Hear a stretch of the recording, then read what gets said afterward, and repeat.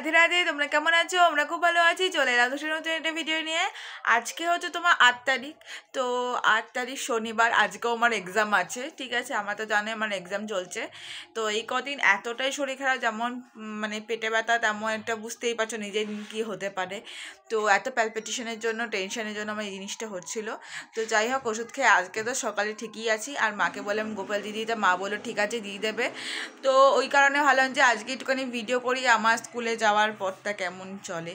তো যাই হোক, এখানে আমি ব্যাগ গুছিয়ে নিয়েছি, admit card, registration card, board, scale, pencil, bag সব গুছিয়ে নিয়েছি। জলটা এখন ঢোকাইনি, পরে ঢুকাবো। যাই হোক, এখনও তো আমি ব্রাশ ফ্রাশ কিচ্ছু করিনি গাইজ। তো ওপরে যাবো, এখন ব্রাশ করবো, স্নান করবো, খাবো।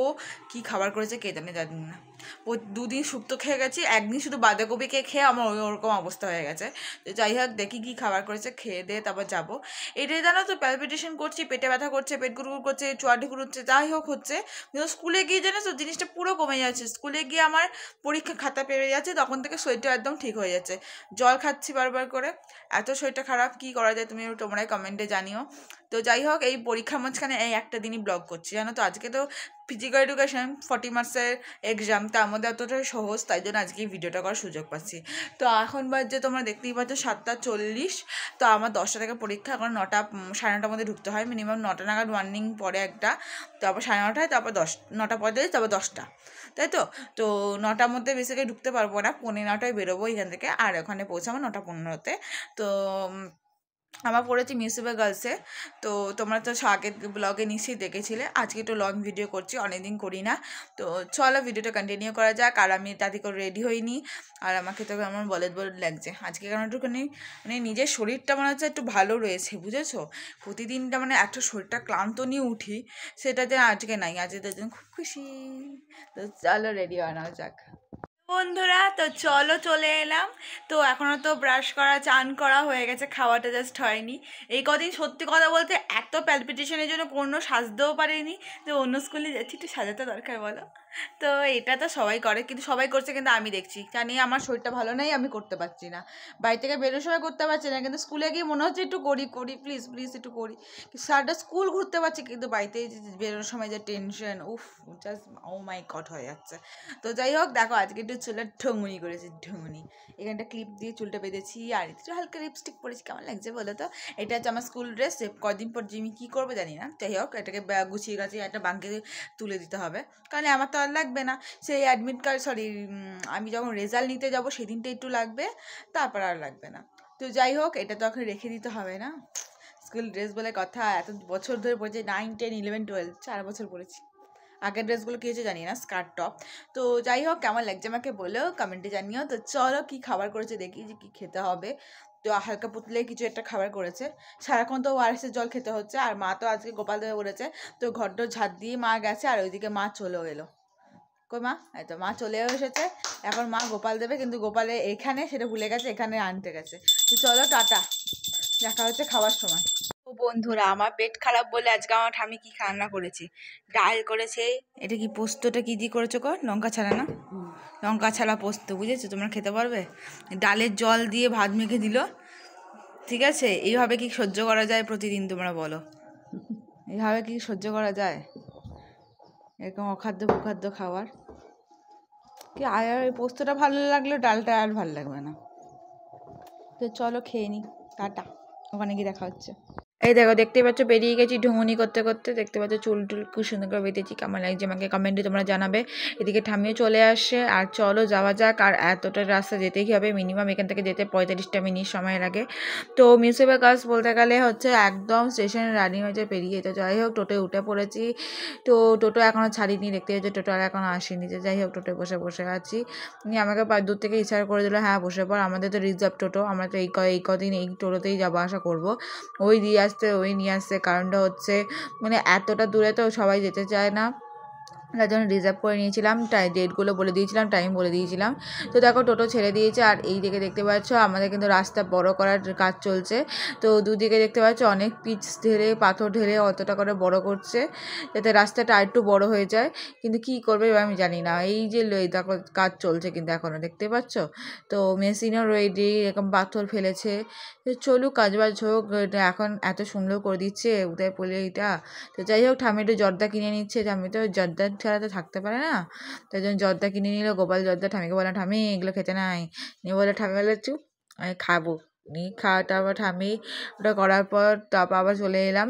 যাচ্ছি তো তারপরে এই কাকাই দেখো রাজবাড়িতে এসে একটু জুতোটা সারাতে দিল, আর রাজবাড়িটা তোমাদের একটু ঘুরিয়ে দেখিয়ে দিলাম। তো তার মাঝখানে একটু ফাঁকে পড়ে নিয়েছিলাম, একটুখানি রিভাইজ দিয়ে দিয়েছিলাম পড়াটা। আর এখন দেখো সব দোকানই বন্ধ, এখন কিন্তু দোকানগুলো খোলেনি। আর এটা হচ্ছে রাজবাড়ির কি বলে অফিস রুম না কি বলে না, ওই গেটটা দিয়ে ঢুকতে হয়। যাই হোক, দেখতে পাচ্ছি কত ফুল দেখলে তো মনটা যেন জাস্ট ওয়াও হয়ে যায়। আর এটা হচ্ছে বজরংবলী মন্দির এই সাইড এটা। আর এটা হচ্ছে ওমেন্স কলেজ। তো ওমেন্স কলেজে পড়াতে খুবই ইচ্ছা আমার, দেখি কি আমার রেজাল্ট করতে পারি আর কী রকম কী হয়।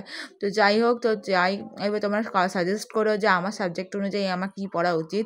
তেমন আমার সাবজেক্ট রয়েছে Bangla, English, political science, philosophy, physical education, nutrition তো অবভিয়াসলি বায়োলজি ছাড়া পড়া যাবে না। আর বাংলা ইংলিশে তো পুরো কাঁচা আমি, ঠিক আছে। ইংলিশটাও ঠিক আছে, বাট তাও আমার ইচ্ছা নেই। আর যে চলন থেকে এখান থেকে আমার জুতো কেনা হয়, কিন্তু সবই দেখো এখন দোকান বন্ধ।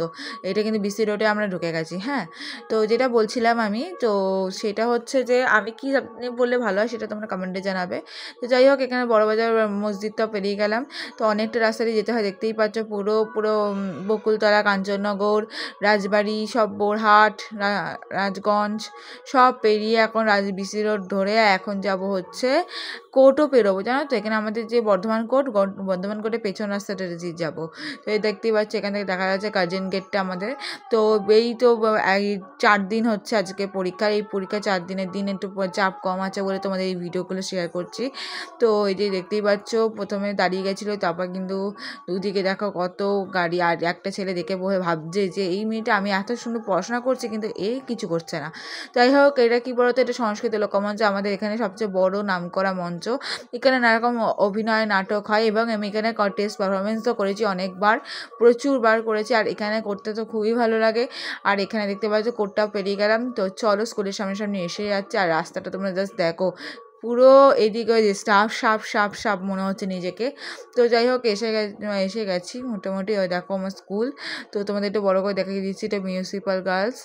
তো এই দেখো Bardhaman municipal girls high school.